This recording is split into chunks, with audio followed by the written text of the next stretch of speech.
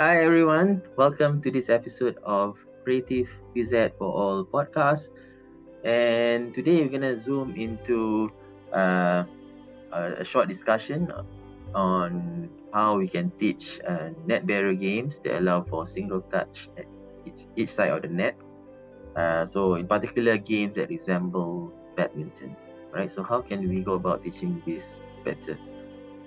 So one really popular modified game out there in various teaching games for understanding textbook technical games model even. So one classic example is to basically just simply put students in a 1v1 situation in a long and narrow court. All right, so when you put students in a long and narrow court, the court size basically shrunk, right?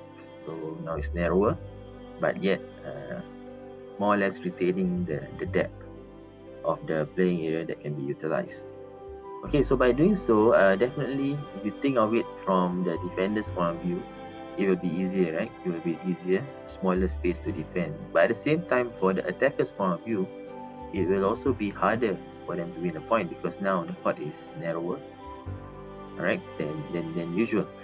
So recognizing this, we need to acknowledge that this modified game by itself may not necessarily bring about the desired learning outcome. Right, so if you want to see students setting up an attack properly, that means you want the students to really aim to move the opponent front and back, so that when the opponent moves to the back, subsequently for the next shot, okay, the attacker can think about sending the object to the front because now the opponent's at the back, so there's a bigger space in front, right? And vice versa. So when the opponent is moved to the front nearer to the net, for the subsequent attack, the attacker can then think of sending the object to the back. Because now, when the opponent is moving to the front to return the shot, there will be a larger space at the back court for the subsequent attack. So if this is what we want to see, of course, it's not the only way to solve the given problem. But if this is roughly what we want to see, then we need to think about modifying constraints such that that solution becomes more inviting. Yeah, so that's basically it. All right, so how can you make that solution more inviting? So first of all, we have to think about the barriers. Okay, what is it that gets in the way, that distracts the learners so much so that they are not doing what they are expected to do?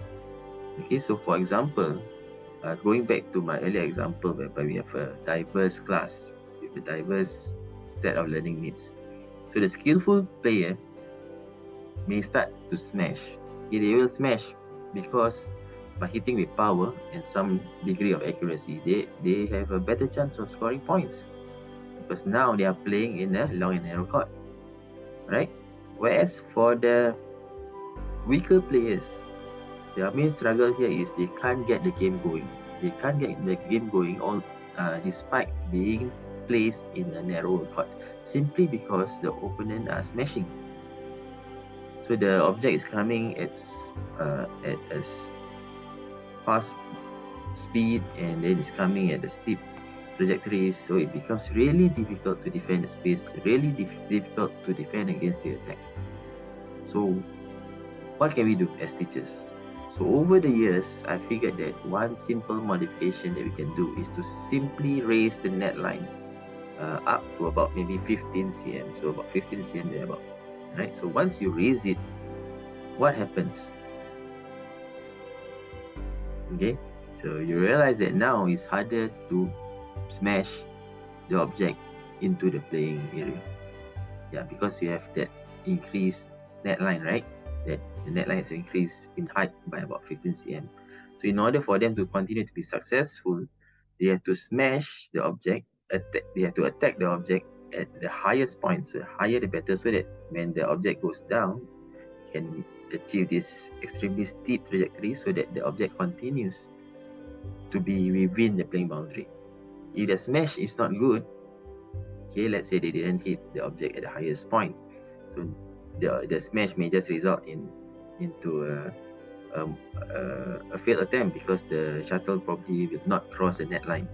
Or if they don't maintain that steep trajectory, Okay, it might just end up becoming more quite a parallel kind of shot. So the shuttle will just go out of bounds all the way past the baseline.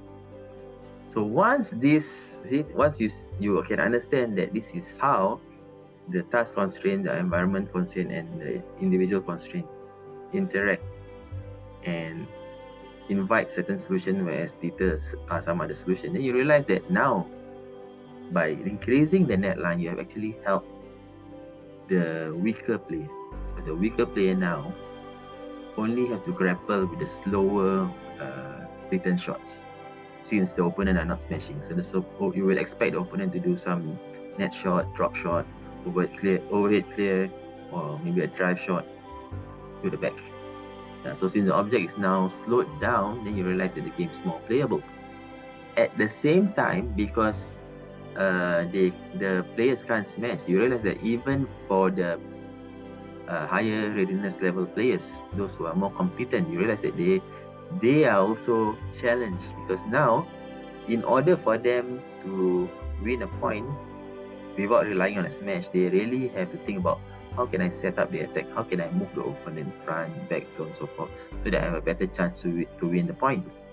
And they also will realize that previously when they do a net shot or a drop shot, the net height is lower, right? So that means if they were to get the shuttle over the net height, chances are they will win a point. Why? Because there's not much time for the novice to return the shot. But since the net height is now higher, no matter how good the net shot or the drop shot is, the object had to go higher up before going over into the front court. And you realize this actually helps the beginning players have more time to move forward to return the object. Alright, so it's as simple as that. So once you are able to recognize how this interaction occurs, you realize that it's easier for teachers like us to set a meaningful problem, but yet challenging for both the beginning players as well as the more competent players in our classroom. So I hope this little illustration helps in your thought process. Till next time, see you. Bye-bye.